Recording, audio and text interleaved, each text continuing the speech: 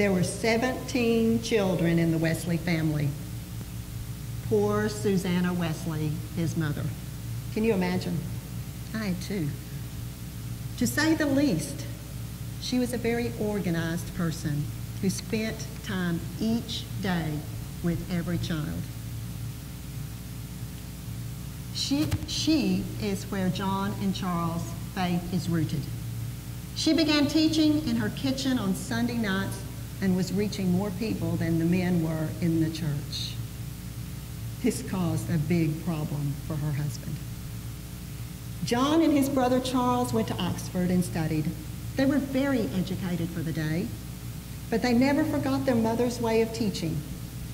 They would rise every morning at something like 4 a.m. for study and reflection. They were very, very structured. They did not believe in wasting any time. It is said that they scheduled their lives in 15-minute segments. Can you imagine living that way? While at Oxford, they started small groups they called societies. Outsiders gave them the name Methodist because they were so methodical in everything and every day at a time. The societies were groups that came together to study, to pray, to develop their spiritual disciplines. They held each other accountable, and of course, confidentiality was very important. This was the beginning of our Methodist Church. Charles was a writer, and for me, a musician. A very important part of our church even today. My passion comes from words. Text from our songs, our hymns, our anthems. Charles wrote over 5,000 hymns. Remember, the text is not the tune. The hymn is not the text. I'm going to say it right in a second. Remember, the hymn is the text, not the tune. In our United Methodist hymnal in the pew, I invite you, there's a red book in front of you, kind of dust it off. We may start sneezing, but dust it off. We seldom look at it. We look at the screens, but I ask you to open it. There are 51 hymns, 8 poems, and 6 responses from Charles, and 5 hymns from John. The hymns from the Wesley brothers give us a written history of their theology, their faith in God, and what God calls this church to do. The hymns begin on page 57 with "Oh, for 1,000 tongues to sing," which is the basis of our faith. There are 7 verses on 57. If you turn one page to 58, you'll find the other 17 verses. Worship was probably not over in an hour. One of our most beloved hymns of the Wesleys is "Hark the Herald Angels Sing," found on page 240. You can find all the hymns in the hymnal by the Wesleys if you look in the back in the indices on page about 922. One of my favorites is 384, "Love Divine, O Love's Excelling." The Wesleys took familiar tunes of the common people and put their text to these so that they would be singable to all. The tune they used for this one was a popular bar tune of the day, and it goes something like this. You can kind of feel the pub in it if you get the movement going with me. It goes, "Love divine, all love's excelling, joy of heaven." You get the feel. I don't think we could sing that one very well. It's not exactly in our culture and in our what we think of as popular tunes for the day. We did the same thing when I was a teenager, didn't we? And it continues today. How many ways can you sing Amazing Grace? Amazing grace, how sweet the sound that saved a wretch like me.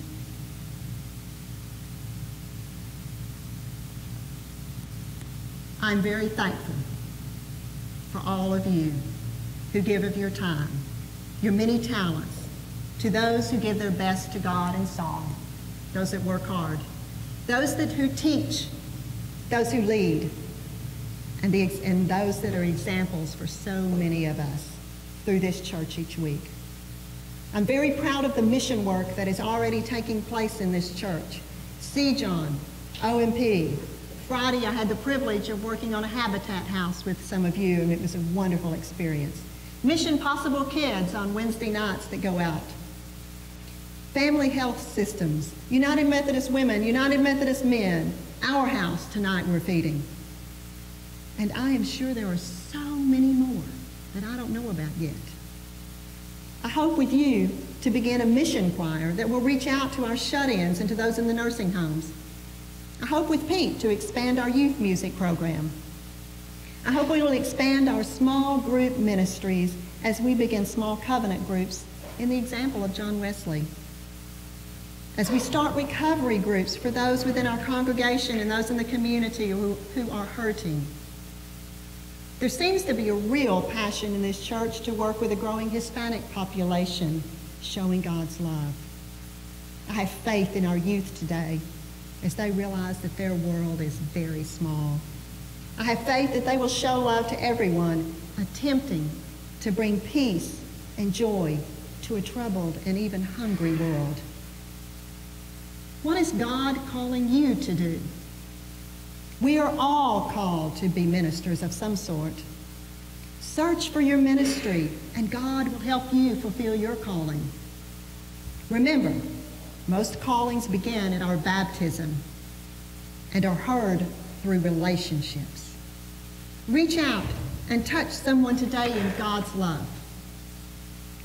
Through our vision as an Arkansas conference in our church here, we are striving to regain our Wesley spirit.